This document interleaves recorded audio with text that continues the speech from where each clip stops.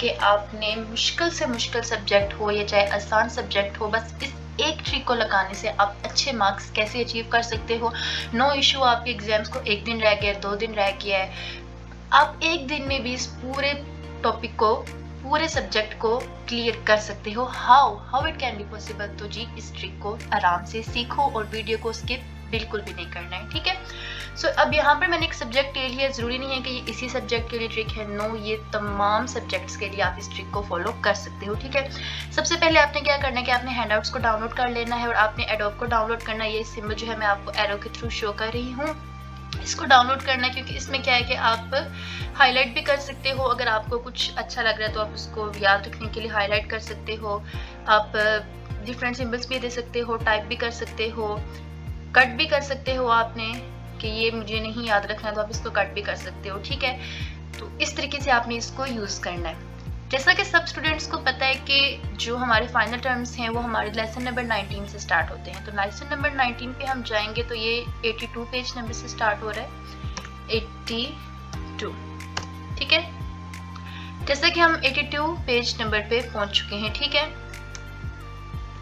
अब यहाँ पर देख सकते हो आपके equals to user cost of capital equals to ये है। तो यहाँ पर इस तरह के एमसीक्यूज तो डेफिनेटली पेपर पे आते हैं। सबसे पहले आपने एमसीक्यूज इसको देखना है कि पूरे हैंडआउट्स में से एमसीक्यूज कहाँ से बन सकते हैं।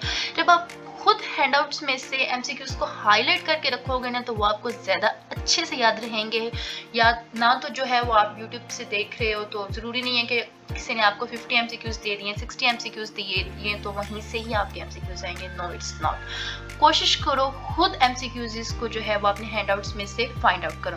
अब यहाँ पे देखो इक्वल टू है, आगे ये इस चीज के बराबर है, मतलब इकोनॉमिक डेप्रिसिएशन के बराबर है, तो ये तो एमसीक्यूज डेफिनेटली बन सकते हैं। तो आपने क्या करना है, इसको हाईलाइट करके रख लेना है। वेट,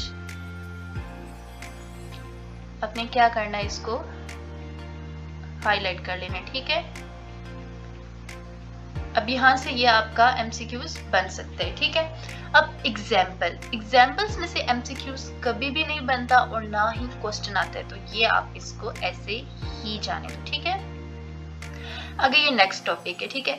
नेक्स्ट टॉपिक में क्या है जी, line show combination sell and के slope of the cost is the ratio of the wages rate in rental cost of capital. हाँ, ये आपका एमसीक्यूज बन सकते हैं, ठीक है। मैम ये हमारा एमसीक्यूज कैसे बन सकता है, लेट मी एक्सप्लेन। कैसे कि slope of the is cost is the ratio of the wage rate to rental cost of capital. अब यहाँ पे कैपिटल की जगह आपको लिख सकते हैं वो एसेट्स लिख सकते हैं, लायबिलिटी लिख सकते हैं, कॉस्ट लिख सकते हैं, कुछ भी लिख सकते हैं।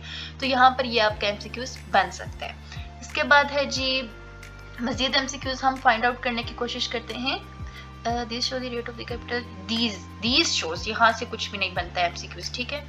वी विल ये भी हमें समझा रहे हैं तो एमसीक्यूज नहीं बनेगा, यहाँ से तो बिल्कुल ही नहीं बनेगा। अच्छा, यहाँ से बन सकता है कैसे, the minimum cost combination can be written as, ठीक है। मिनिमम कॉस्ट कॉम्बिनेशन जो है वो आप उसको कैसे लिख सकते हो, तो ये आपको एमसीक्यूज दे सकते हैं, ठीक है। इसी के बाद आगे है जी firms that have by product, यहाँ से भी ये क्वेश्चन खुद ही उन्होंने बनाया तो नहीं आ सकता, ठीक है। आगे है जी theory of cost minimisation with varying input levels of firm expansion path shows the minimum cost combination of firm expansion, ठीक है। अब ये हमें बता रहे हैं कि एक फिल्म का जो एक्सपेंशन है वो हमें क्या एक्सप्लेन करते हैं, ठीक है।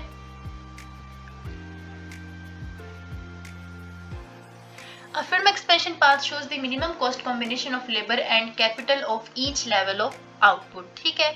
तो आपने याद रखना है कि एक फिल्म का एक्सपेंशन जो है वो हमें क्या दे सकता है। तो आपने क्या पेपर में क्या करेंगे कि यहाँ से कट करके आगे सारे एमसीक्यूज लिख देंगे और ये एमसीक्यूज के ऑप्शन में दे देंगे, ठीक है। तो ये आपका एमसीक्यूज डेफिनेटली बन सकता है। इसी तरह हम आगे मजीद चलें तो long run versus short run cost यहाँ पे नहीं बन सकता, क्योंकि देख सकते हैं कोई ये हमसे क्वेश्चन कर रहे हैं तो क्वेश्चन में से एमसीक्यूज बन ही नहीं सकता। If input is double output will be double, the average cost is constant and level of output यहाँ से बन सकते हैं, ठीक है। क्यों, क्योंकि अगर इनपुट डबल है तो आउटपुट भी डबल होगी, तो एवरेज कॉस्ट है वो कांस्टेंट हो सकती है आउटपुट के लेवल पे, इनपुट के लेवल के या दोनों लेवल पे। तो ये आपने याद रखना है, ठीक है, कि आउटपुट के लेवल पे कैसे कि यहाँ से तो एमसीक्यूज डेफिनेटली बनता है, ठीक है। उसके बाद आगे हम मजीद फाइंड आउट करते हैं एमसीक्यूज। यहाँ से देख सकते हैं इकोनॉमिक्स एंड डिसइकोनॉमिक्स ऑफ स्केल, यहाँ से आपका एमसीक्यूज बन सकता है। मतलब ये है कि अगर कोई नया टॉपिक वो आपको दे रहे हैं तो उसके स्टार्टिंग में जो जो ऑप्शंस हैं वहां से तो बिल्कुल ही एमसीक्यूज बन सकते हैं, ठीक है। आपके ऑब्जर्वेशंस में से एमसीक्यूज नहीं बनते, क्वेश्चन जो है ये इन्होंने बनाए हुए नहीं बनते, या आपके दूसरे क्वेश्चंस में आ सकता है, सब्जेक्टिव पार्ट में, ऑब्जेक्टिव में नहीं आता है, ठीक है। इसी तरह आपने क्या कर लेना है कि सारे हैंडआउट्स को ऐसे देख सकते हैं कि आप 3-4 मिनट में मैंने क्विकली जो है वो कितने पेजेस 2-3 लेक्चर कर दिए हैं और एमसीक्यूज भी मैंने फाइंड आउट कर लिए हैं कि इतने एमसीक्यूज बन सकते हैं, ठीक है। सो ये लेसन कवर हो गया। अब अगर आप जो है वो सब्जेक्टिव पार्ट को भी साथ लेके चलना चाहते हो तो उसमें क्या करना है कि अब 45 लेक्चर्स हैं, 1-2 दिन हमारे पास रह गया है, तो इतने लेक्चर्स को हम कैसे सुने, क्या करें, हमने कॉन्सेप्ट क्लियर होगा तो एमसीक्यूज और सब्जेक्टिव कर पाएंगे। तो इसके लिए भी मेरे पास एक वेरी शॉर्ट और वेरी इजी ट्रिक है, ठीक है। तो देखते हैं वो ट्रिक क्या है। देख सकते हो आपकी क्या है जी, थ्योरी ऑफ कॉस्ट। क्या है? थ्योरी ऑफ कॉस्ट टॉपिक का नाम है, ठीक है।